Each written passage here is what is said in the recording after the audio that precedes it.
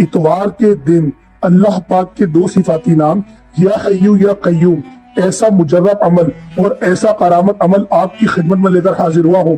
اگر اس کے فائدے آپ لوگ جان گئے آپ کے رونگٹے کھڑے ہو جائیں گے. بسم اللہ الرحمن الرحیم.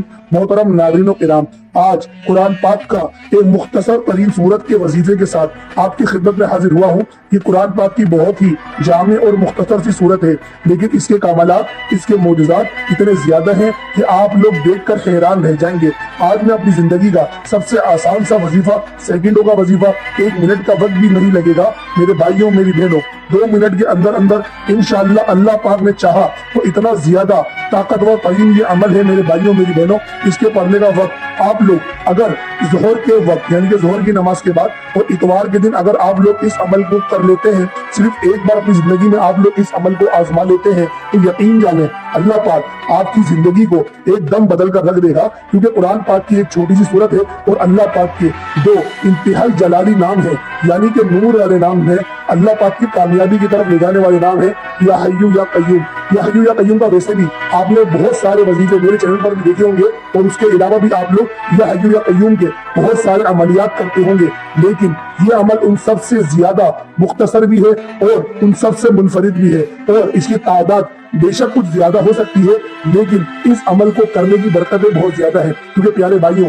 یہ ربیع الاول کا آخری اتوار ہے، تو لہٰذا اگر آپ لوگ اس آخری اتوار کے اندر جو طریقہ کار میں آپ لوگوں کو بتاؤں گا، اگر اس کے عین مطابق آپ لوگ وظیفہ کر لیتے ہیں تو آپ کی زندگی میں انشاءاللہ انقلاب برپا ہو جائے گا. آپ کی زندگی آسانیوں والی ہو جائے گی. آپ کی پریشانیاں، آپ کے دکھ درد تکلیف، ان سب سے آپ کو نجات حاصل ہوگا. اللہ پاک کی غیب سے مدد بھی آپ لوگوں کو حاصل ہوگی، اور اللہ پاک آپ کے لیے ایسے اسباب پیدا کرنا شروع کر دے گا کہ آپ لوگ خود حیران رہ جائیں گے کہ کس طرح سے میری زندگی میں آسانیاں ہو رہی ہیں. کیونکہ میرے بھائیوں میری بہنوں، بہت سارے لوگ ایسے ہوتے ہیں جو کہ غم کے مارے ہوتے ہیں، بہت سے لوگ ہوتے ہیں پیسوں کے ستائے ہوتے ہیں، بہت سے لوگ ایسے ہوتے ہیں کہ حالات کے ہاتھوں مجبور ہوتے ہیں.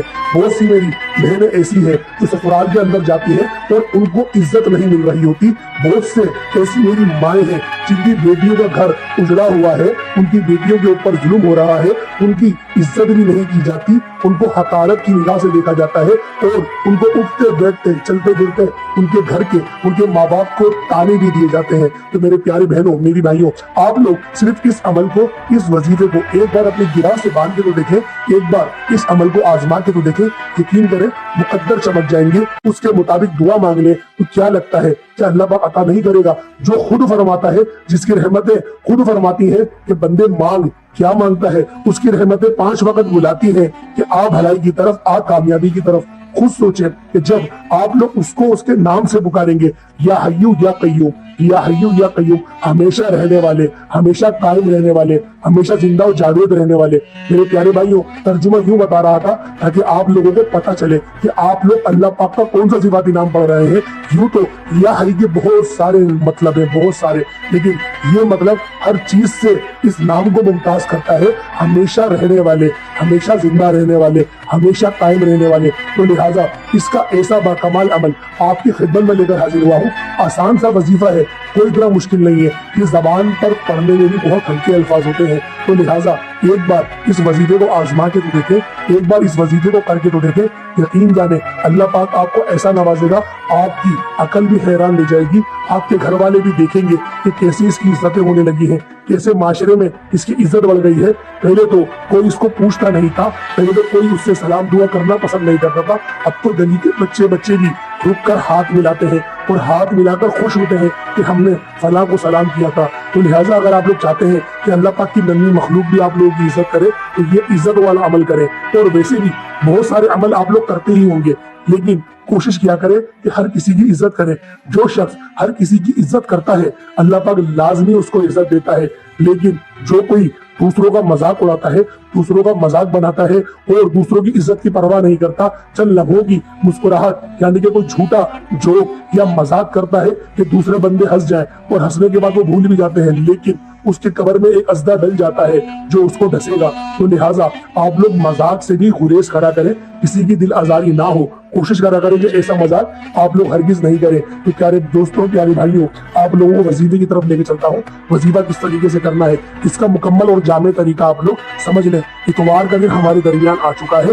اس دن میں آپ لوگ سانس لے رہے ہیں، لیکن اگر آپ لوگ اس ویڈیو کو اتوار کے بعد دیکھیں، گھبرانے کی بالکل ضرورت نہیں ہے، اس کے بعد والے ہفتے میں بھی تو اتوار آئے گا نا، اگلے ہفتہ بھی آپ کے پاس آئے گا، اگلا اتوار بھی آپ کے پاس آئے گا، تو لہٰذا آپ لوگ اگلے ہفتے اس عمل کو کر لیں۔ انتہائی مکمل اور جامع تسبیح ہے۔ اب اس تسبیح کو پڑھنا کس طریقے سے ذرا طریقہ کار ملاحظہ کر لیں۔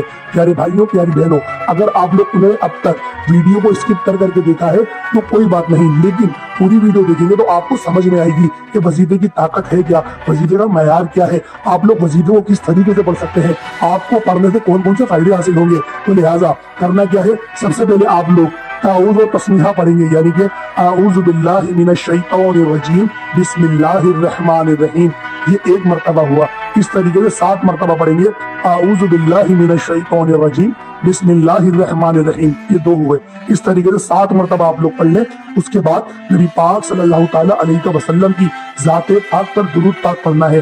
درود ابراہیمی کا انتخاب کریں گے تو سب سے افضل اور سب سے مجرب درود ہو جائے گا۔ تو لہٰذا آپ نے کرنا کس طریقے سے ہے، آپ ایک بار میرے ساتھ بھی پڑھ لیں تاکہ ثواب آپ کو بھی ملے اور مجھے بھی ملے۔ اللہم صلی علی محمد وعلی آل محمد کما صلیت علی ابراہیم وعلی آل ابراہیم انک حمید مجید۔ اللہم بارک علی محمد وعلی آل محمد کما بارکت علی ابراہیم وعلی آل ابراہیم انک حمید مجید۔ پیارے دوستوں، پیارے بھائیوں، آپ نے درود ابراہیمی 7 مرتبہ پڑھنا ہے، کم از کم 11 بار 21 بار بھی آپ لوگ پڑھ سکتے ہیں، لیکن 7 بار تو کم از کم پڑھیے گا، کیونکہ ہفتے میں ایک ہی دن کرنے والا تو عمل ہے۔ اتوار کو آپ لوگ پورے دن میں کسی بھی وقت بھی اس عمل کو کر سکتے ہیں، تو لہٰذا ہفتے کا ایک دن کوئی بڑی بات نہیں ہوتی، کچھ لمحات تو آپ لوگ اللہ کے لیے نکال سکتے ہیں اپنے ہی مسئلے حل کروانے کے لیے۔ اب آپ لوگوں نے کرنا کیا ہے، یہ پڑھ لیا آپ لوگوں نے درود ابراہیمی 7 دفعہ، اس کے بعد آپ لوگوں نے استغفار کی تسبیح پڑھنی ہے۔ ایک تسبیح استغفر اللہ کی پڑھ لیں، کوئی اور سی دعا اگر آتی ہے تو وہ پڑھ لیں، لیکن اگر آپ کو بڑی دعائیں نہیں آتی تو صرف اتنا کہہ دیں استغفر اللہ استغفر اللہ استغفر اللہ۔ اس طریقے سے 100 کی تعداد میں آپ لوگ پڑھ لیں، اور آپ کی نیت یہ ہونی چاہیے کہ آپ لوگ اپنے گناہوں کی توبہ کر رہے ہیں اپنے رب سے۔ آپ نے پڑھ لیا 100 مرتبہ، اب آپ لوگوں نے کیا کرنا ہے، اب آپ لوگوں نے تسبیحات پڑھنی ہے، یا حی یا قیوم، ان دونوں ناموں کو اکٹھا پڑھ کر ایک تصور کرنا ہے، ان ناموں کو الگ الگ نہیں پڑھ سکتے۔ آپ لوگوں نے یا حی یا قیوم یہ 1 ہوا، یا حی یا قیوم یہ 2 ہوئے، یا حی یا قیوم یہ 3 ہوئے۔ اس ترتیب کے ساتھ، اس طریقہ کار کے ساتھ آپ نے 1000 مرتبہ یعنی کہ 10 تسبیحات آپ لوگوں نے یا حی یا قیوم کی پڑھنی ہے۔ اگر آپ کے معاملات بہت زیادہ الجھے ہوئے ہیں، بہت زیادہ پریشانی میں ہیں، تو آپ لوگ حضور پاک صلی اللہ تعالیٰ علیہ وآلہ وسلم کی بتائی ہوئی تسبیح بھی پڑھ سکتے ہیں، یعنی کہ یا حی یا قیوم برحمتک یا استغیث، یہ بھی آپ لوگ پڑھ سکتے ہیں۔ لیکن اگر آپ لوگوں کے ساتھ اتنے بڑے معاملات نہیں ہیں کہ آپ لوگ اندھیروں کے اندر گرے ہوئے ہیں، بھنور میں پھنس چکے ہیں، اگر ایسے معاملات نہیں ہیں تو آپ لوگ یا حی یا قیوم بھی پڑھ سکتے ہیں۔ لیکن جب آپ لوگ اس طرح پڑھیں گے یا حی یا قیوم برحمتک یا استغیث، اس طریقے سے پڑھیں گے تو اس کی زیادہ برکتیں وسعتیں آپ کو حاصل ہوں گی۔ دونوں طریقے کار میں نے آپ کو بتلا دیے ہیں۔ اس کے بعد صرف 11 مرتبہ سورۃ الکوثر پڑھ لیں کثرت کی نیت سے، 11 مرتبہ پڑھ لیں۔ اس کے بعد آپ لوگ دوبارہ سے درود ابراہیمی پڑھ لیں گے، اول جتنا پڑھا، جیسے 7 بار اگر پڑھا تو آخر میں بھی 7 بار درود ابراہیمی پڑھ لیں گے، اور اس کے بعد دعا مانگیں گے۔ دعا مانگنے کا سب سے اچھا اور آسان طریقہ یہی ہے کہ آپ لوگ پہلے سورۃ الفاتحہ کی 3 آیتیں پڑھ لیں، یعنی کہ آپ نے ہاتھ اٹھائے الحمدللہ رب العالمین الرحمن الرحیم مالک یوم الدین، یہیں تک پڑھ لیں۔